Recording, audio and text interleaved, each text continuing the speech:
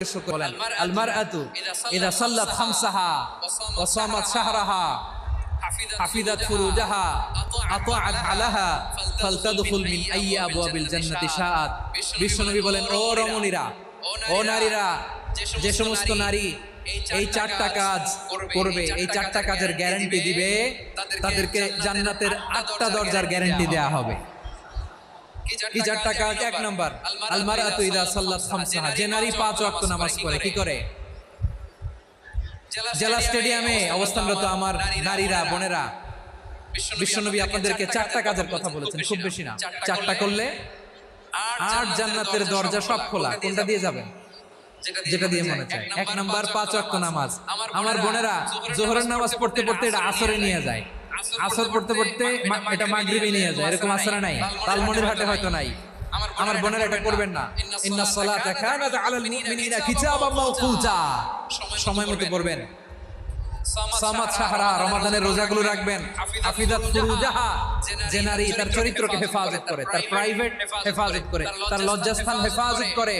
ও মায়েরা, আপনার এই গর্ভ যে কত দামি আপনি জানেন না।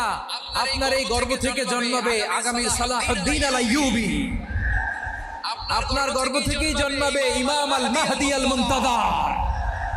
আপনার পেট থেকে জন্মাবে আবু সাইদের মতো বীর সৈনিক। আপনার পেট থেকে জন্মাবে মুগ্ধের মতো বীর মুজাহিদ। আপনি জানেন না কে আসবে আপনার পেট থেকে। সময়টাকে কাজে লাগান, ইসলামকে বোঝেন, মানেন, আমাদের ইসলামিক লেকচারগুলো শুনেন। আমরা যে বার্তাগুলো, ইনস্ট্রাকশনগুলো, দিক নির্দেশনাগুলো আপনাদের খেদমতে রাখি, এগুলো মেনে চলুন। আপনিই পারেন আপনার ঘরটাকে জান্নাতের টুকরা বানাতে।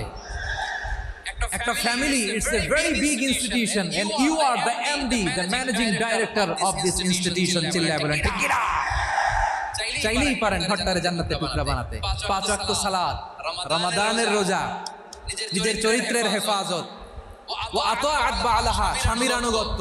এটাতে অনেকে ভুল করে থাকে। হায় রে আমার বোনেরা, স্বামীর আনুগত্যকে এটা নিজের অপমান মনে করবেন না। আপনার স্বামী আপনার সবচেয়ে বড় গার্ডিয়ান, তিনি আপনার সবচেয়ে ভালো চায়। নারী কখনো গার্ডিয়ানশিপের বাইরে থাকতে পারে না।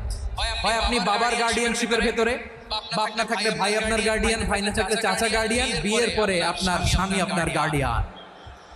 শরিয়া সম্মত স্বামীর আদেশগুলো আপনি মেনে চলবেন, কিন্তু শরিয়া বিরুদ্ধ কোনো আদেশ মানতে আপনি বাধ্য নয়। আওয়াজ করে বলুন সবাই ঠিক কিনা?